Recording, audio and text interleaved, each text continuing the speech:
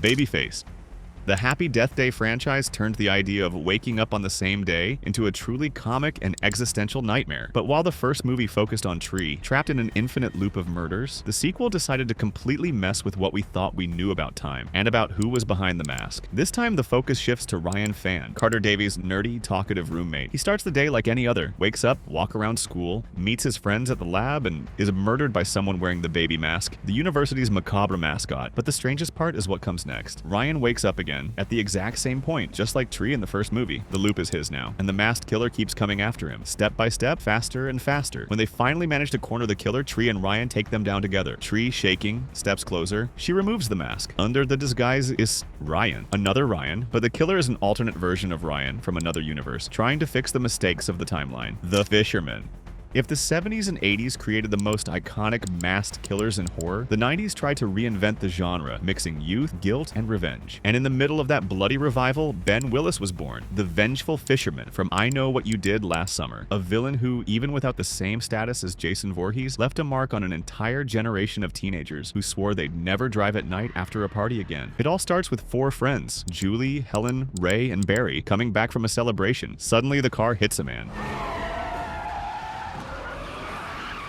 Panic sets in, and in a moment of collective desperation, they make the worst decision possible. They hide the body. They promise to forget it, move on with their lives, and never speak about that night again. But secrets like that don't stay buried for long. 1 year later, Julie receives a letter with no return address, no signature, just a single sentence written inside. It's the beginning of a nightmare. Someone knows the truth and starts hunting them down one by one. The killer wears a soaked fisherman's coat and has a sharp hook instead of a hand. No words, no sound, just the noise of metal cutting through the air. During the climax, when Julie is captured and taken onto a boat surrounded by fog, the truth finally comes out. Ben Willis, the man they hit, and who in fact wasn't dead. The reveal is brutal, not because it shows a deformed monster, but because it shows an ordinary man with an empty stare marked by trauma and rage. Ben was a father destroyed by the loss of his daughter, and the accident that night was the trigger for something much bigger. He had just killed his daughter's boyfriend, and shortly after was hit by the teen's car. In other words, they buried alive a murderer who was already running from another crime, and now he wanted revenge. When Ben's face appears for the first time without the hood, the audience understands what the horror of I Know What You Did Last Summer really represents. It isn't supernatural, it's a man driven by guilt, grief, and a twisted sense of justice. And even after falling into the sea, supposedly dead, his shadow keeps coming back. Because, as the title itself suggests, guilt never disappears. It just waits for the next summer. Michael Myers.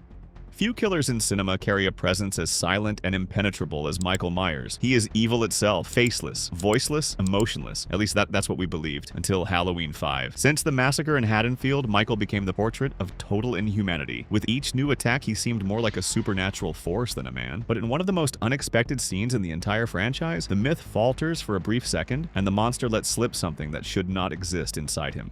Emotion. During the climax, Jamie Lloyd, Michael's young niece, is cornered. Desperate, she tries to reach whatever humanity might still exist in her uncle. As he raises the knife, ready to strike, Jamie says, "Uncle?" For a moment, he hesitates, and then Michael does the unthinkable. He removes the mask. The face that appears isn't that of a deformed demon. It's human. It's as if for a few seconds, absolute evil remembers that it was once human. But the moment vanishes as quickly as it came. Jamie reaches out her hand, and Michael, almost as if ashamed of showing weakness, forcefully puts the mask back on. And then he attacks again. The Secret.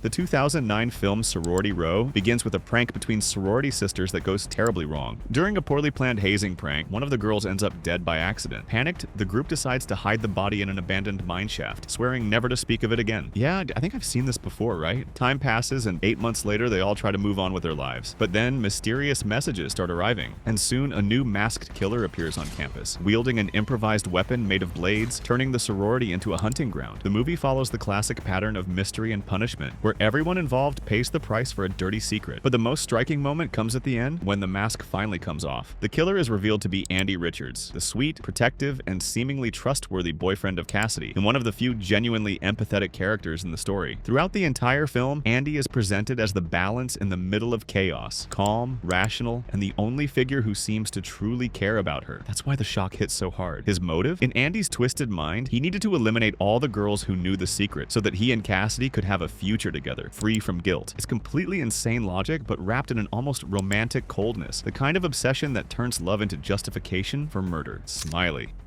Not every horror movie with a memorable unmasking needs to be good. Some just need to be disturbing, and Smiley is exactly that. The story follows Ashley, a college student who gets involved in a series of viral videos and online chat rooms. There, a modern urban legend circulates. If someone types, "I did it for the lulz" 3 times during a conversation, a masked killer named Smiley appears behind them and kills them instantly. When the murders start happening for real, Ashley is consumed by paranoia. Classmates, friends, and even her love interest all seem involved somehow. And the more she tries to understand what's going on, the more the line between reality and the virtual world begins to disappear. But the real shock comes in the final act. Ashley is surrounded by multiple Smileys, all with the same stitched face, the same grotesque smile made of scars and strands of skin. She screams, tries to escape, and ends up jumping out a window, a death as desperate as it is inevitable. But then comes the twist. The masked killers weren't supernatural entities nor a single serial killer. They were people from Ashley's own social circle. Friends, classmates, even the guy she fell in love with. They were all part of a group that identified itself as anonymous, and the plan was cruelly simple. Create mass hysteria, turn Smiley into a real phenomenon, and make other young people replicate the crimes at other universities. They literally did it for fun, for the lulz. The idea was to cause chaos, not out of revenge, but for the internet's pleasure of watching everything burn. And for a moment, the plan seems to work. But then, the movie delivers its final twist. Ashley survived the fall, and in the last frames, we see a new Smiley emerging from the darkness, a face no one recognizes. Is it the real Smiley or just another prank? The movie doesn't answer. Leatherface. While many killers hide their faces out of vanity or mystery, Leatherface does it out of pure monstrosity, because what's underneath should never be seen. In the 1974 classic, we never truly see the real face of the butcher who terrorizes the lost youths in rural Texas. But the 2003 remake decided to go further, and showed, even if briefly, what the human skin mask was really hiding. In the most disturbing moment, we see Leatherface removing the old mask, covered in dried blood and filth, to stitch a new one. The camera slowly moves in, and for a brief instant, his real face is revealed, deformed, disfigured, with sunken eyes. It's a quick moment, but devastating. Here, Thomas Hewitt doesn't wear the mask to scare. He wears it to exist. Each stitched face is a desperate attempt to be someone else, anyone else, except himself. The psychopath. Almost every horror movie with a masked killer follows the same logic. The villain uses the disguise to hide something, a deformity, an identity, or simply to become more terrifying. But Hush completely changed that idea. Here, the protagonist Maddie Young lives alone, isolated from the world, trying to find peace so she can write. But the detail that changes everything is that she is deaf. And here, silence becomes an absolute nightmare when a masked man appears outside her house. His mask looks like it's made of plaster, cold, expressionless. A white, empty face, almost handmade, reflecting the killer's total lack of empathy. As Maddie fights to survive, the man starts to toy with her, knocking on windows, appearing in reflections, acting like a predator who knows his prey can't escape. With nowhere to run, overwhelmed by desperation, Maddie tries the only thing she has left. She writes on the glass.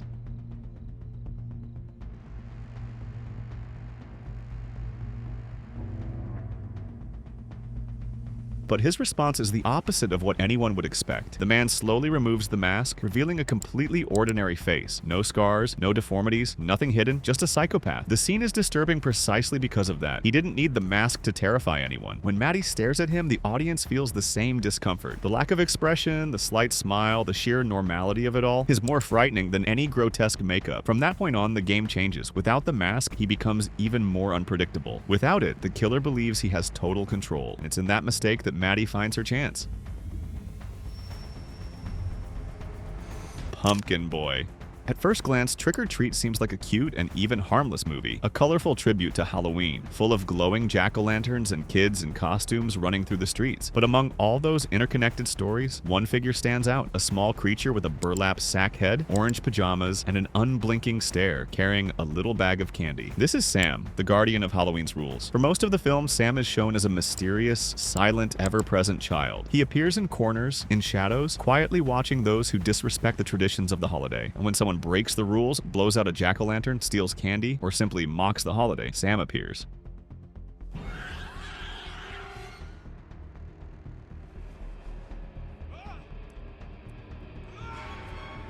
But the moment he reveals what he truly is happens when fate places Mr. Krieg in his path, a cruel, grumpy old man who refuses to follow the traditions. During the fight between them, the old man rips off Sam's mask, but what he pulls isn't fabric, it's skin. Under the burlap sack, Sam's face is revealed, a deformed skull shaped like a pumpkin. What seemed innocent turns into something ancient and relentless. Even after being hurt, Sam shows no pain or anger, only discipline. He came to collect what is owed, respect for Halloween. But in a curious twist, he spares Krieg in the end, accepting a chocolate bar as a symbolic offering. Because after all, the rule is simple: respect Halloween. Jill Roberts.